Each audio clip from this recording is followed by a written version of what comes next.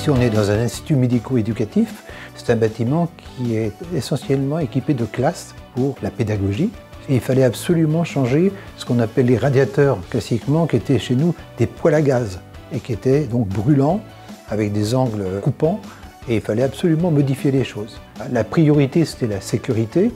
À partir de la sécurité, on a voulu faire du bâtiment un bâtiment en avance sur son temps, de façon à économiser le gaz, mais jouer sur les deux tableaux, gaz et électricité en même temps.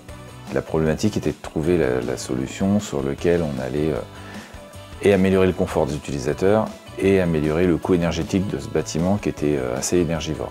On avait du gaz naturel qui était à disposition, la PAC hybride est venue naturellement et on s'est dit voilà, il faut faire un mixte des deux quoi, et là on a pris la solution PAC hybride. Alors, on a des très bonnes relations avec GRDF en Sarthe et sur ce projet on a été accompagné sur les calculs et le dimensionnement des pompes à chaleur qu'il fallait installer et de la PAC hybride qui a été mise en place. La solution qui a été choisie sur ce site, ça a été de partir sur des plafonds rayonnants. En fait, les radiateurs sont au plafond, ils sont masqués, ils sont de la même couleur que les dalles et ils sont répartis à 3 rangées, qui fait que la chaleur est très confortable dans toute la pièce.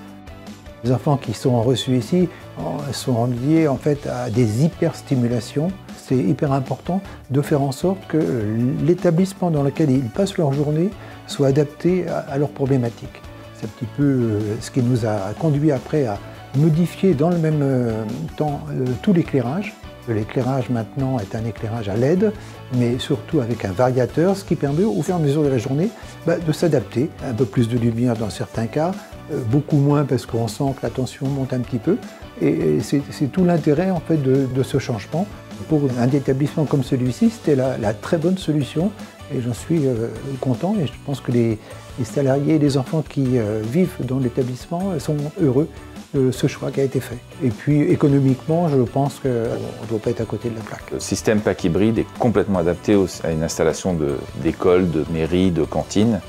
On est vraiment dans la typologie type de la PAC hybride.